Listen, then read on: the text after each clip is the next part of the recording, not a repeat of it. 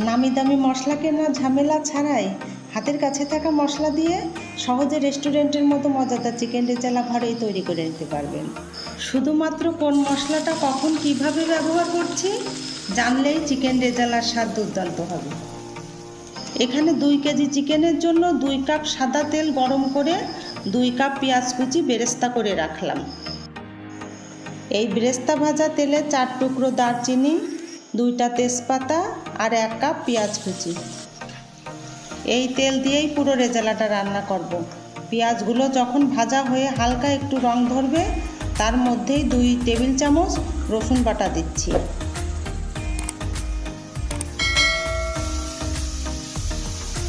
রসুনের কাঁচা গন্ধটা ছাড়িয়ে নিলাম। এখানে রসুন খুব বেশি ভাজা যাবে না, তাহলে রসুনের যে সুন্দর স্মেল সেটা নষ্ট হয়ে যাবে।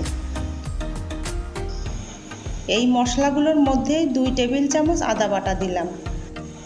আমি এখানে 2 কেজি চিকেনের জন্য মশলাগুলো দিচ্ছি।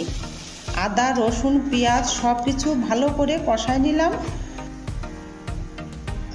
1 চা চামচ ধনিয়া গুঁড়ো, 1 চা চামচ জিরে গুঁড়ো, এগুলো দিয়ে আবারও ভালো করে কষাবো যেন কোনোভাবে এই মশলাগুলো কাঁচা থেকে না যায়।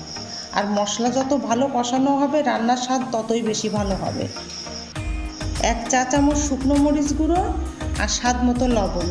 আমি রেজালাতে হলুদ দিতে পছন্দ করি না, আপনারা চাইলে হলুদ দিতে পারেন। মশলাগুলোতে যেন কোনোভাবেই কাঁচা গন্ধ থেকে না যায় সেই জন্য একটু জল দিয়ে আবারও 2-3 মিনিট সময় নিয়ে কষাবো। চিকেন রেজালার রেসিপিটা আপনাদের কাছে কেমন লাগলো কমেন্টসে অবশ্যই জানাবেন। আর আপনারা যারা সুন্দর সুন্দর কমেন্টস করে আমার পাশে থাকেন তাদের জানাই আন্তরিক ভালোবাসা। এখানে 1.5 কাপ পেঁয়াজ বেরেস্তা আছে, 1.5 টেবিল চামচ কাজু বাদাম আর 1 কাপ টক দই। টক দই এখানে 2 কেজি চিকেনের জন্য 1 কাপই দেবেন, বেশি দিলে টক স্বাদ চলে আসবে, চিকেন রেজালাটা তখন আর খেতে ভালো লাগবে না। মশলাগুলো কষানো হয়ে তেল উপরে উঠে গেছে। এখন যে মশলাটা করে রাখেছি সেটা দিয়ে একটু মিশাই নেব। এখানে কাজু বাদামের পরিবর্তে আপনারা যে কোনো বাদাম দিতে পারেন। আর এই মশলাটা খুব বেশি কষানোর দরকার নেই, 1 মিনিট ধরে কষালেই হবে। এখানে ব্রয়লার মুরগি রেগুলার কাট করে নিয়েছি। রেজালার জন্য একটু বড় পিস হলেই ভালো হয়, তবে আপনারা আপনাদের পছন্দ অনুযায়ীও কেটে নিতে পারেন। যদি এই রেজালাটা আপনারা দেশি মুরগি দিয়ে করেন তখন পেঁয়াজ বেরেস্তা, টক দই আর কাজু বাদাম দিয়ে তৈরি করা মশলাটা চিকেনগুলো 80% সিদ্ধ হওয়ার পর দেবেন, না হলে চিকেনগুলো সিদ্ধ হতে অনেকটাই দেরি হবে। সেই সাথে চিকেনের মধ্যে মশলাগুলোও ভালো করে ঢুকবে না। আপনারা যারা আমার এই ভিডিওটা দেখছেন অথচ এখনও সাবস্ক্রাইব করেননি তারা সাবস্ক্রাইব করে একটা লাইক দিয়ে আমার পাশে থাকবেন। চিকেনগুলো 5 থেকে 7 মিনিট কষানোর পর ঢাকনা দিয়ে রাখলাম 3 মিনিট। দেখেন অনেকটাই জল ছেড়েছে। চিকেন থেকে ছাড়া জল ভালো করে শুকাই নিলাম। এখন এই চিকেনের মধ্যেই 1.5 মগ দুধ দিচ্ছি। রেজালাটা আমি দুধ দিয়েই রান্না করব। দুধের পরিবর্তে জল দিয়েও রেজালা রান্না করা যায়, তবে স্বাদ বেশি ভালো হয় দুধ দিলে।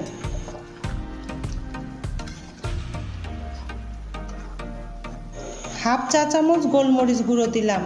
গোলমরিচের পরিবর্তে এখানে কয়েকটা কাঁচামরিচ ভেঙে টুকরো করেও দেওয়া যায়। কয়েকটা কাঁচামরিচ উপর থেকে ছড়িয়ে দিয়ে ঢাকনা দিয়ে রাখলাম, এতে রেজালার স্মেলটা আরও বেশি সুন্দর হবে।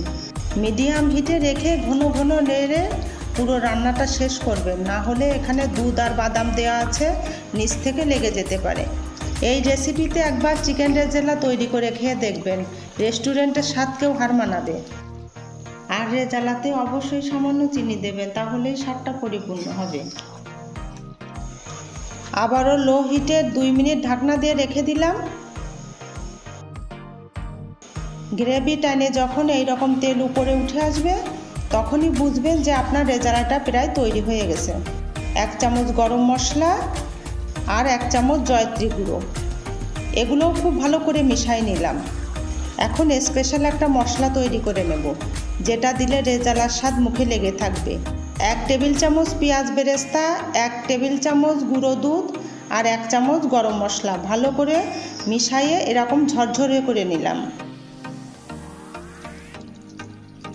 এই মশলাটা রেজালার উপর থেকে ছড়িয়ে ভালো করে মিশিয়ে নিয়ে 5 মিনিট ঢেকে রাখবেন। তাহলেই দেখবেন রেজালার স্বাদ আর গন্ধ 10 গুণ বেড়ে গেছে। রেজালাটা পুরোপুরি তৈরি হয়ে গেছে। বাড়িতে একবার ট্রাই করে জানাবেন কেমন হলো। এতক্ষণ যারা ভিডিওটার সাথে ছিলেন সবাইকে অনেক অনেক ধন্যবাদ।